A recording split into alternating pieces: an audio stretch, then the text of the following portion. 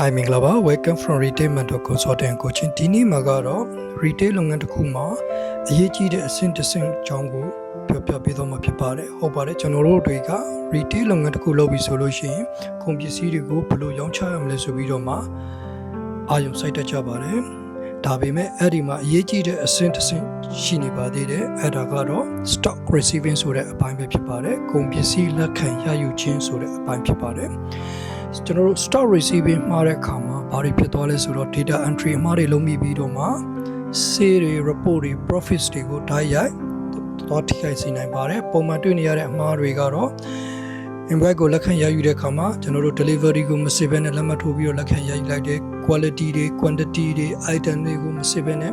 လက်ခံရယူလိုက်တဲ့နောက်ဆုံးဆင့်အနေနဲ့ကတော့ store location ကိုမကြည့်ဘဲနဲ့တခြားမစစ်ဆေးဘဲနဲ့ကုန်ပစ္စည်းတွေကိုလက်ခံရယူခြင်းဆိုတဲ့အမှားပဲဖြစ်ပါတယ်ဥပမာအနေနဲ့ပြောလို့ရှိရင်မြောက်တကုံဆိုင်ခွဲကမှာထားတဲ့ကုန်ပစ္စည်းတွေကို delivery သမားက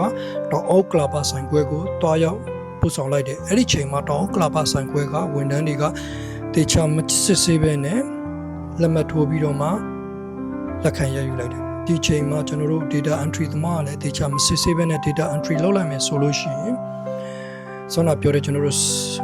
sales တွေ report တွေ profits တွေဒါတွေကိုတွားရောက်ထိခိုက်စေနိုင်ပါတယ်တကယ်လို့တိခဲ့ရင်တော့မှကျွန်တော်တို့ပြန်ပြီးတော့မှအစအနေဆုံးပြန်ပြီးတော့ tracking ပြန်လိုက်ရတဲ့အတွက် operation ဘိုင်းကိုလည်းနှောင့်နှေးစေပါတယ်ကြံ့ကြာစေပါတယ်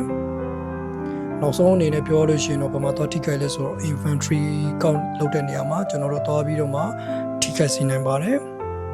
အဲ့လိုဆိုတော့တကယ်တမ်းကျွန်တော်တို့ professional ကြတဲ့လုပ်ထုံးလုပ်နည်းတွေကဘာတွေလဲဆိုတော့ invoice နဲ့ quality တွေကိုစစ်ဆေးမယ် store location တွေကိုစစ်ဆေးမယ်ပစ္စည်းရည်သွေးတွေကိုစစ်ဆေးမယ်ဥပမာအနေနဲ့ပြောလို့ရှိရင် damage item ဖြစ်မဖြစ် expiry item တွေပါမပါတာတွေကိုစစ်ဆေးရပါမယ်မှန်ကန်တဲ့ item ဟုတ်မဟုတ်ကိုလည်းပဲ verify လုပ်ရပါမယ် record လုပ်ပြီးတော့မှ documentation ဘိုင်းကို teacher ထိန်းသိမ်းရပါမယ်ကျွန်တော်ဒီချက်လက်တွေကျွန်တော်လက်ခံတဲ့အပိုင်းတွေမှန်ကန်သွားပြီဆိုရင်တော့မှ recording ဘိုင်းနဲ့ documentation ဘိုင်းတွေကို teacher မထိန်းသိမ်းဘူးဆိုလို့ရှိရင် invoice ပျောက်ဆုံးမှုတွေဖြစ်ပြီးတော့မှကျွန်တော်တို့မလိုလားအပ်တဲ့operation ဘိုင်းအတွက်နှောင့်နှေးကြန့်ကြာစေတဲ့အပိုင်းတွေကိုထပ်မံဖြစ်ပေါ်စေနိုင်ပါတယ်အဲ့လိုဆိုတော့ receiving လုပ်တဲ့အခါမှာအမှားအသေးလေးတွေကနေပြီးတော့မှနောက်ဆုံးကြီးမားတဲ့ဆုံးရှုံးမှုတွေကိုဖြစ်ပေါ်စေနိုင်ပါတယ် retail လုပ်ငန်းတစ်ခုမှာဒီအရာကလည်းမိထားလို့မရပါဘူးအဲ့ဒီတော့ကျွန်တော်ဒီနေ့ပြောပြသွားတဲ့အချက်လက်တွေကိုမိတ်ဆွေတို့ကလိုက်နာကျင့်သုံးမယ်ဆိုလို့ရှိရင် profits တွေဆုံးရှုံးမှုကနေပြီးတော့မှကောက်ွယ်စီနိုင်ပါတယ် retail ဘိုင်းနဲ့ပတ်သက်ပြီးတော့မှဒီထက်ပုံမသိချင်ရင်တော့ကျွန်တော်ရဲ့ retail mentor consultant coaching page ကနေပြီးတော့မှအလင်းတင်လို့တင်သွားပေးမှာဖြစ်တဲ့အတွက်အခုပဲ like follow လုပ်ထားနိုင်ပါတယ် retail ဘိုင်းနဲ့ပတ်သက်ပြီးတော့မှ coaching ယူချင်တာပဲဖြစ်ဖြစ် consulting နဲ့ဒါမှမဟုတ် training ဘိုင်းတက်ချင်တာပဲဖြစ်ဖြစ်လိုအပ်လာပြီဆိုလို့ရှိရင်တော့ကျွန်တော်ရဲ့ retail mentor consultant coaching page ကိုဆက်သွယ်ခြင်းဖြင့်